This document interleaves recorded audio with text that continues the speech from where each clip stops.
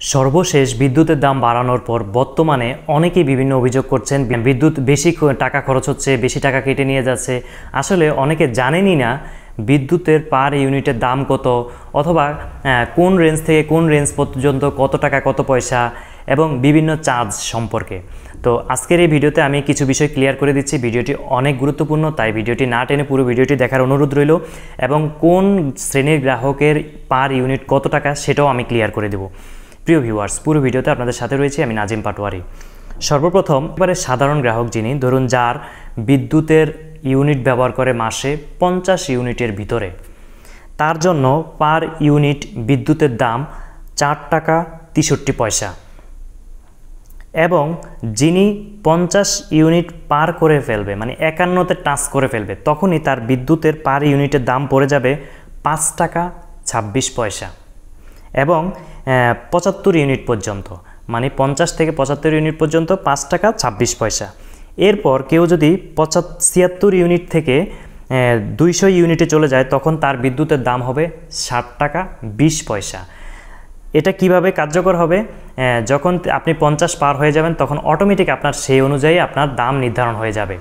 এবং আপনি যখন তৃতীয় ধাপে চলে যাবেন, তখন হচ্ছে 201 ইউনিট থেকে 300 ইউনিট পর্যন্ত 60 টাকা 59 পয়সা।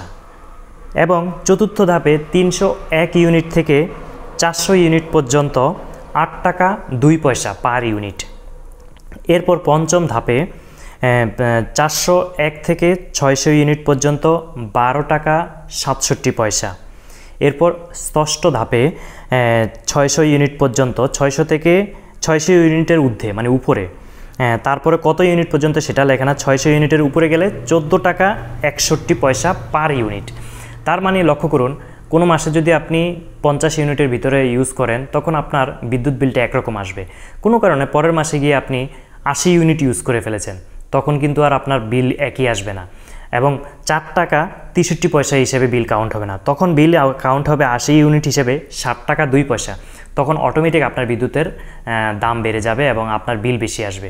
পাশাপাশি বর্তমানে কিন্তু ডিমান্ড চার্জও আগের যে অ্যানালগ মিটারগুলো ছিল ওগুলোর মতো নয়, বর্তমানে 42 টাকা ডিমান্ড চার্জ রয়েছে। এবং এটা আবার পরিবর্তন হয়ে যায় গ্রাহকের শ্রেণীর উপরে। যেমন ক্ষুদ্র শিল্পের ক্ষেত্রে এই 42 টাকার জায়গায় ডিমান্ড চার্জ হয়ে যায় 48 টাকা।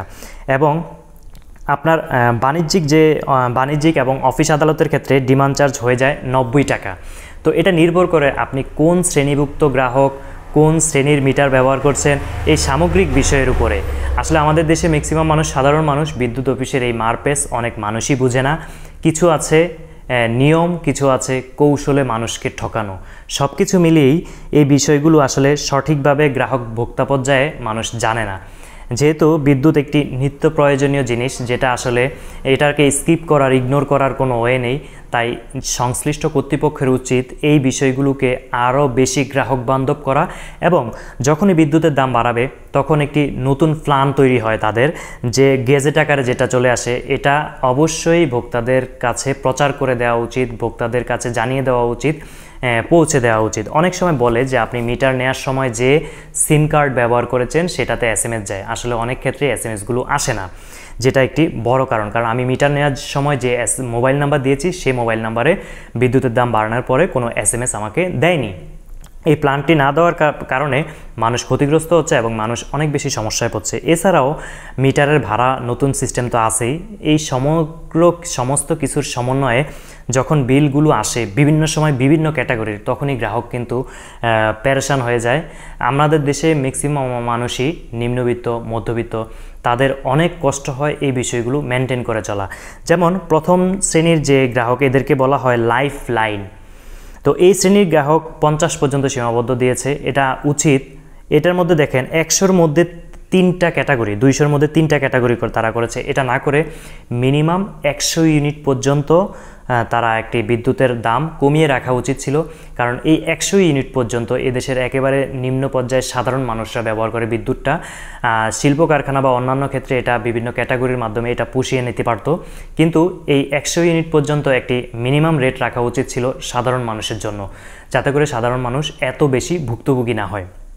এছাড়াও যে চার্টটি রয়েছে বাংলাদেশ গেজেট অতিরিক্ত অতিরিক্ত যে বিদ্যুতের দাম বাড়ানো হয়েছে ফেব্রুয়ারি 29, 2024 সালের তথ্য অনুযায়ী। এটি আমি এই ভিডিওর ডিসক্রিপশানে অথবা কমেন্ট বক্সে সম্পৃক্ত করে দেব, সেটা দেখেও আপনারা আরও বিস্তারিত জেনে নিতে পারবেন।